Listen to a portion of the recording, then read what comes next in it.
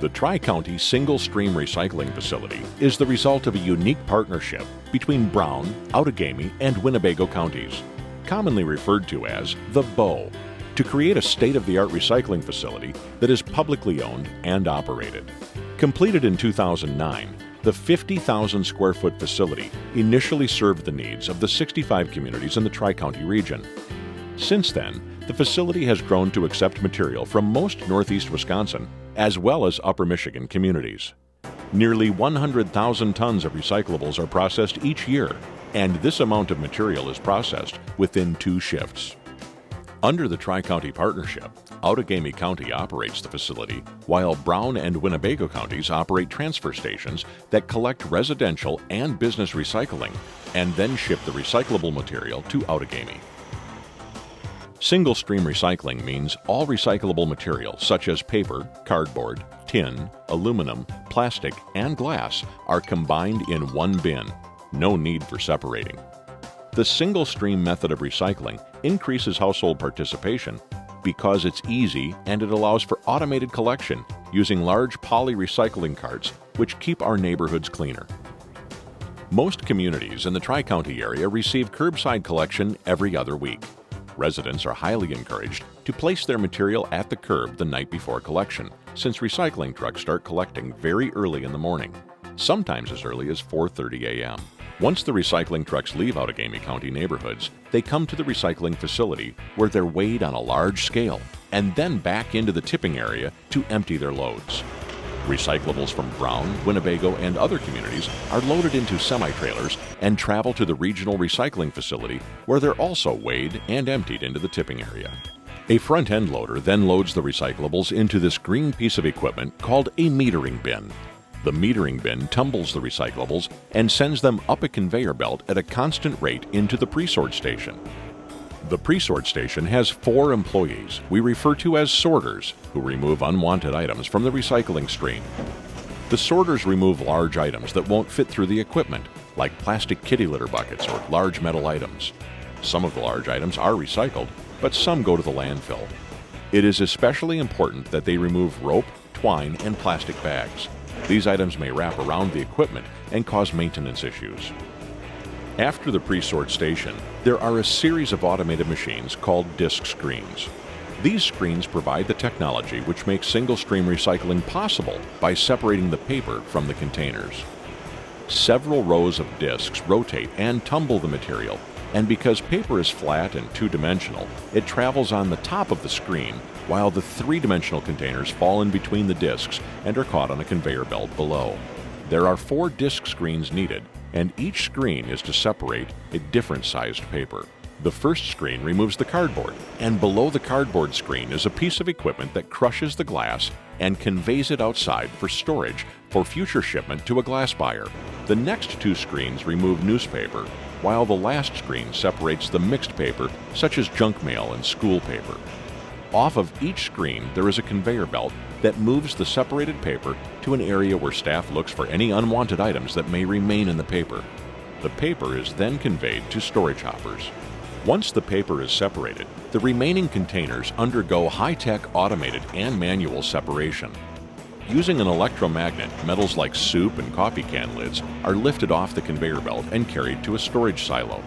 As the containers continue to travel, they next go to a hand sorting station where workers remove select plastic bottles and jugs into 2 different storage silos. Milk jugs, which are called natural HDPE, are worth more money and kept separate from the colored HDPE plastics like laundry detergent bottles. Continuing on the conveyor belt, the containers spill over onto an accelerator belt that spreads out the materials for examination by a high-tech piece of equipment called an optical sorter. The optical sorter shines a light ray through the material as a photo eye reads the wavelength of the plastic to determine its resin type. If the bottle or container is identified as PETE, a blast of air pushes it down a conveyor belt where an employee verifies its container type.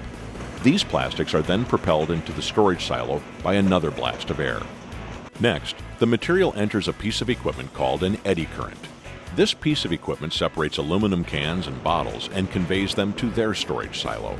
Continuing its journey on the conveyor belt, the material travels to a sorting station where staff hand sort milk and juice type cartons, simultaneously sorting wide-mouth plastic containers such as dairy and deli containers.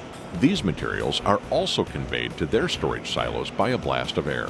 Any remaining material on the conveyor belt is considered residuals, better known as trash. Less than 7% of all the material that passes through the system is not recyclable. This is a very good rate, since similar single-stream recycling facilities typically see a 10 to 20% or larger residual rate. We believe the three main reasons for our low residual rate are the effectiveness of our educational plan to the communities served by the facility, the efficiency of the state-of-the-art equipment, and the effective work of the staff stationed throughout the sorting process. After the material is separated and stored, it needs to be compressed into bales for easy shipping. In-feed conveyor belts feed directly into the top of both balers. One baler creates bales of paper, while the second creates bales of various plastics and metals. This process produces very dense bales that earn a premium price from buyers. Once a bale is formed, it is tied with heavy steel wires to keep its compressed shape. The bales are then stored for a short time until enough are created to fill a semi-trailer. Since the facility is conveniently located in the Paper Valley, most of the paper is delivered to nearby Wisconsin paper mills in Green Bay and Menasha to be repulped and recycled into tissue products. Paper is the largest volume of material we receive, but there are a few types of paper that paper buyers are unable to recycle. They include tissue paper, paper contaminated by food or grease, waxed paper, and gift wrap, since many gift wraps are made from foils and film plastic. Most other paper is easily recyclable, so cardboard, cereal boxes, newspapers, magazines, phone books, milk and juice cartons, and junk mail are all welcome in your recycling bin.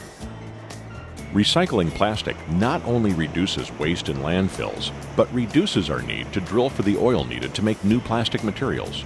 We accept all plastic bottles and containers, including soda, water, and other drink bottles, food and household bottles, jars and jugs, dairy containers and lids, produce, bakery, and deli containers. Our plastic buyers ask that we do not collect motor oil containers as the oil contaminates the plastic. Vegetable oil containers, however, are okay to recycle.